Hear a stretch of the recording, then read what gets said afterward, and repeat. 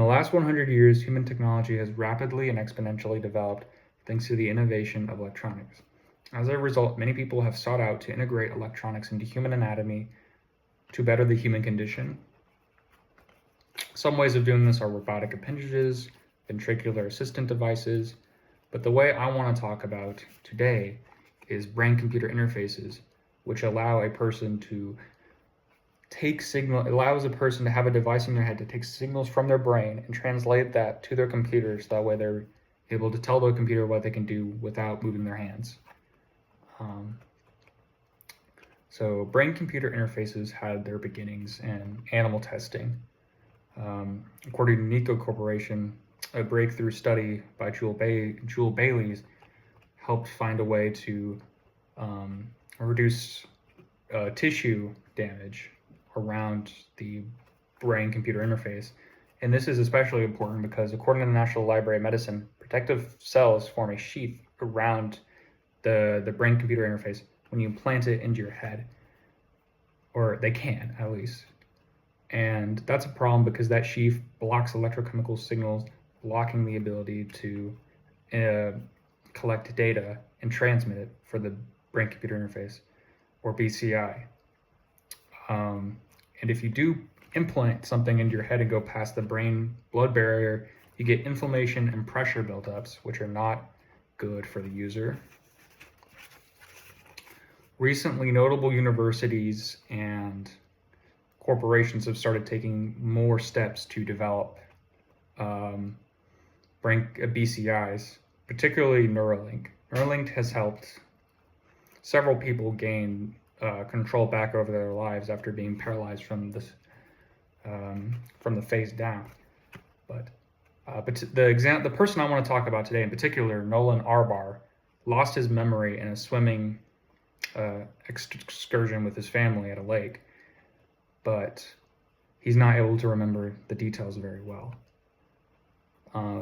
Thanks to Neuralink, he is now able to play games on his computer. He's able to surf the web. He's able to make video calls. He's able to get a semblance of his life. Beforehand, he had to use a rod connected from his mouth to an iPad to communicate to his parents, who were taking care of him, what he needed. Additionally, Brown University tested on two men, 65 and 35-year-old veterans, respectively, and gave them implants, which had a similar purpose and capacity as the Neuralink one, and the results were successful.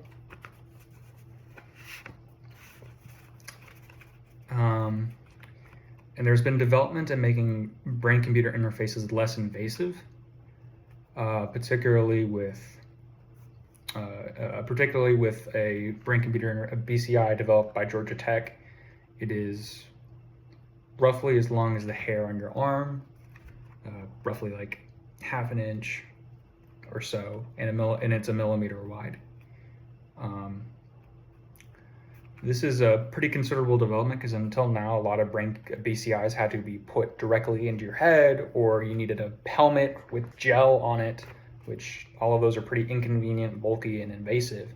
But Georgia Tech's BCI is very lightweight and small and almost unnoticeable. You just put it into your scalp. You don't have to do a surgery or anything, and it's able to effectively transmit data. It's been tested in augmented reality. It is able to tell when a person wants to move, where they want to move, how they want to move. It's able to go through contact lists and make calls. It's pretty impressive stuff. So in conclusion, brain-computer interfaces have been rapidly developing over the last 15 years, and they're probably going to become pretty important in day-to-day life for many people in the future. Maybe not tomorrow or a year from now, but in the coming decades, I would argue that it's most likely going to become some part of our lives because it makes everything so much easier. It can help people that are paralyzed. It can pilot vehicles. It has vast potential. Thank you.